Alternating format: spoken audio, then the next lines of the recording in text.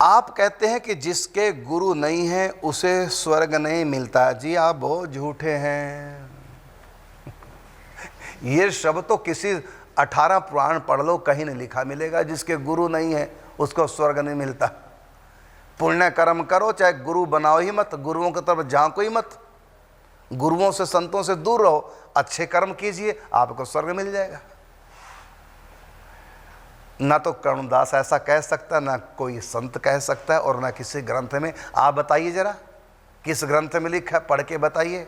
और मैंने कहीं कहा हो तो आप जहां आपने सुनोगा क्लिप में, वीडियो उसमें देखा होगा आपने, जरा बताना कहाँ मैंने कहा। मैं क्या, कोई भी संत नहीं कह सकता बिना गुरु के स्वर्ग नहीं मिलता। हाँ इतना कह सकते हैं, गुरु बिन भव निधि तरही ना कोई। ये तो हजारों जगह लिखा हुआ है, सब संत भी कहते हैं बिना गुरु के भव सागर से पार नहीं हो सकते। स्वर्ग तो भव सागर के अंदर है, भव सागर के पार नहीं है।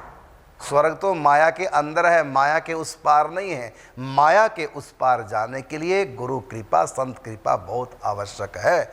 भक्ति की नौका संत कृपा से प्राप्त होती है, भगवान की कृपा से संत, और संत की कृपा से भक्ति प्राप्त होती है, और भक्ति की नौका उस पार जाती है।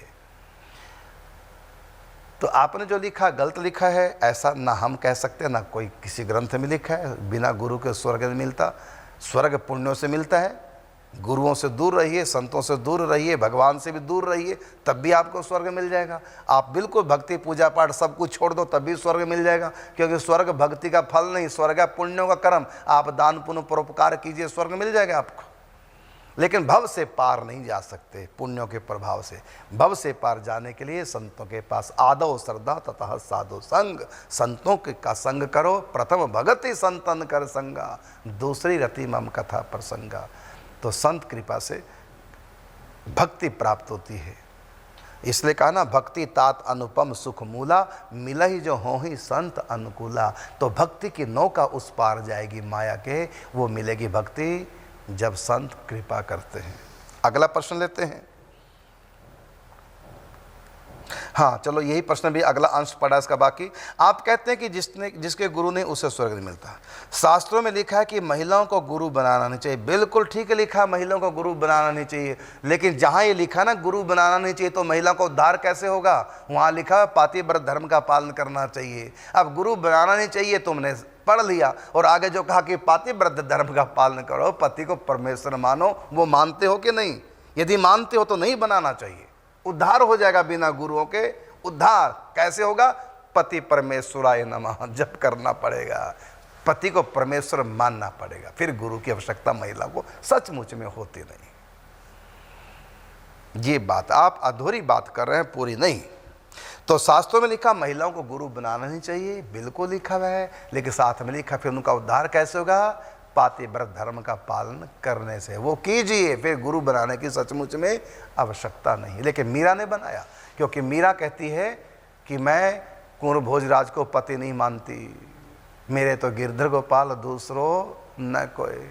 इसलिए मीरा को गुरु बनाने की आवश्यकता पड़ी।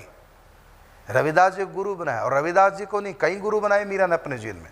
तुलसीदास को गुरु बनाया, जीव गोस्वामी जी को गुरु बनाया, श्री परशुराम देवाचार्य जी को निम्बार्क संप्रदाय के संत। जब भी मीरा आती थी पुष्कराज में, तो यहाँ दर्शन करती थी निम्बार्क पीठाधीश्वर स्वामी श्री परशुराम देवाचार्य जी महाराज के, तो वहाँ से भी इन्होंने शिक्षा ली। तो मीरा तो एक निवृत्तिनाथ नाम के योगी हुए, उनसे मीरा ने योग सीखा। तो मीरा ने तो कई गुरु बनाए, और लिखा कि जबकि विवाहिता थी, तो महिला को तो गुरु बनाना नहीं चाहिए। मीरा ने तो 5-6 बना ली। निवृत्तिनाथ से योग की शिक्षा ली, और एक गिरधर नाम के संत हुए, उनसे मीरा ने ठाकुर सेवा ली है, वो भी उनके गुरुजी हैं। बाद में जब द्वारकापुरी गई तो वहां वो गुरुजी मिल गए उनको। लास्ट में शुरुआत में जो गुरु मिले थे जिनसे गिरधर गोपाल की प्राप्ति हुई, लास्ट में भी द्वारका में मीरा को वही संत फिर मिल गए दोबारा भगवत कृपा से। तो मीरा के जीवन में तो कई गुरु आए हैं। वृंदावन में मीरा रही तो गुरु कौन थे वृंदावन में? उनके स्वामी जीव गोस्वामी जी, श्री चैतन्य देव के परम कृपा पात्र संत। और जब घर छोड़ा संन्यास के गुरु कौन थे उनके? तो गोस्वामी तुलसीदास जी, उनसे पत्राचार किया। फिर उन्होंने आज्ञा दी कि बिल्कुल छोड़ दो। जाके प्रिय न राम वैदेही तजिए ताई कोटि बैरी सम यद्यपि परमस नहीं। तो वहाँ जो मीरा ने त्याग किया अपने ससुराल मायके का, तो उस त्याग के गुरु कौन थे? संन्यास के गुरु थे गोस्वामी तुलसीदास जी। और दीक्षा के गुरु कौन थे? तो रविदास जी। तो मीरा ने तो कितने गुरु बनाए हैं। और आप कहते हैं कि महिलाओं को गुरु नहीं बनाना चाहिए। ये लिखा हुआ शास्त्र में। शास्त्र में भी लिखा कि गुरु नहीं बनाना चाहिए, शास्त्र में भी लिखा कि बनाना चाहिए। दोनों बातें शास्त्रों में है। वो तो आप देखो कौन सा रास्ता है। यदि आप पातिव्रत धर्म का पालन कर रहे हैं तब गुरु बनाने की आवश्यकता नहीं है। ये है। फिर भी मैं कहता हूं जिन्होंने गुरु बनाए हैं उनसे मैं यही प्रार्थना करना चाहता हूं कि संतों से ज़्यादा नज़दीकियाँ मत बढ़ाया करो।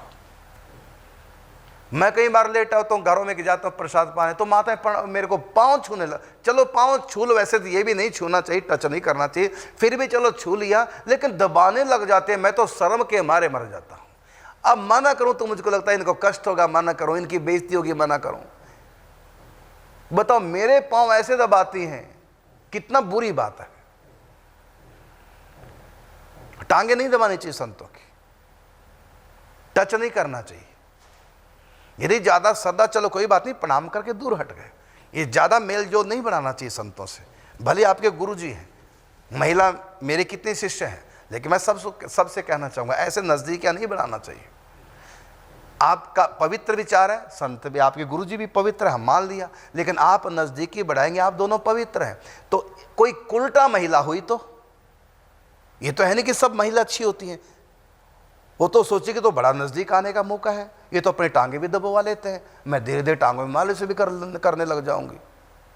तो तुम्हारा तो अच्छा भाव था, लेकिन तुम्हारी उस पर चल करके कोई उल्टा महिला संत को जिंदगी बर्बाद कर सकती है। इससे संतों को भी नियम बनाना चाहिए और महिलाओं को भी चाहिए कि वो प्रणाम करके थोड़ा दूर बैठ जाए।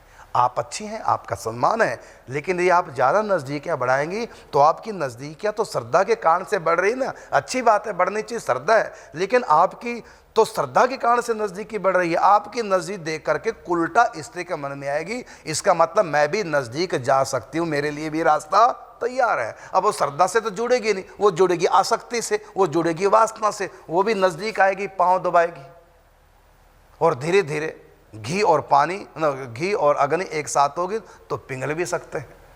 संत भी कोई भगवान तो है नहीं, कोई परमात्मा तो नहीं, आखिर एक इंसान है। विश्वामित्र जैसे पिघल गए, इतने बड़े तपस्वी त्यागी संत।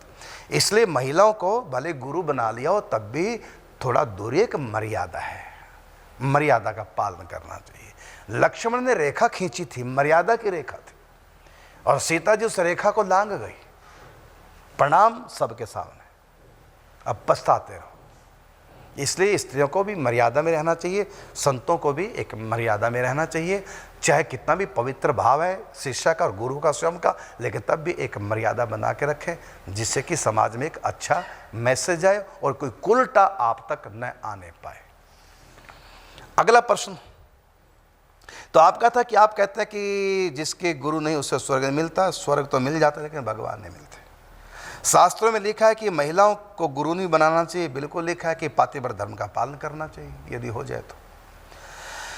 महिलाओं का पति ही गुरु है, पति ही गुरु नहीं, पति परमेश्वर है, यहां तक कहा है, मानो ना। कृपया संशय का निवारण करें, इसमें कोई संशय नहीं है, बिल्कुल सत्य है।